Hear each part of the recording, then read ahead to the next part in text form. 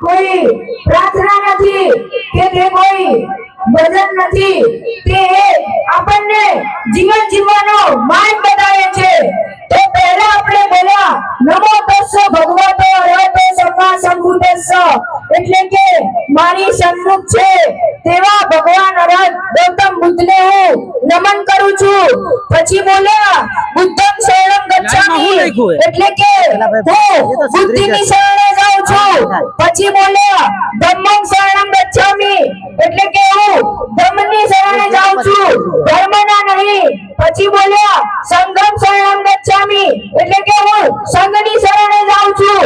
પછી બોલ્યા પાણાતિ પાતા વેરમણી સિક્ખાપદં સમાદિયામિ, એટલે કે હું પ્રાણી માત્રની હિંસા નહીં કરું તેવી શિક્ષા ગ્રહણ કરું છું।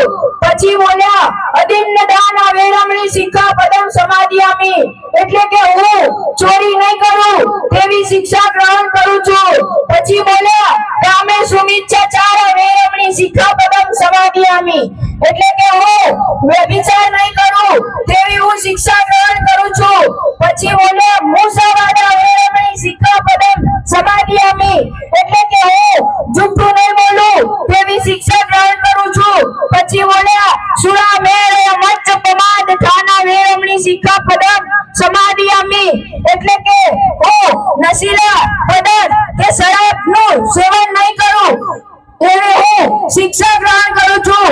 પછી બોલ્યા સબ પાપસ્સ પરણમ, એટલે કે હું ખરાબ કર્મ કરીશ નહીં। પછી બોલ્યા કુશળસ્સ ઉપસંપદા, એટલે કે હું મારી સારી શિક્ષા ગ્રહણ કરીશ। પછી બોલ્યા સચિત્ત પર્યોદપનમ, એટલે કે હું મારા મનને શુદ્ધ પરિશુદ્ધ રાખીશ। પછી બોલ્યા એતમ બુદ્ધાન શાસનમ, એટલે કે આ ગૌતમ બુદ્ધની શિક્ષા હતી।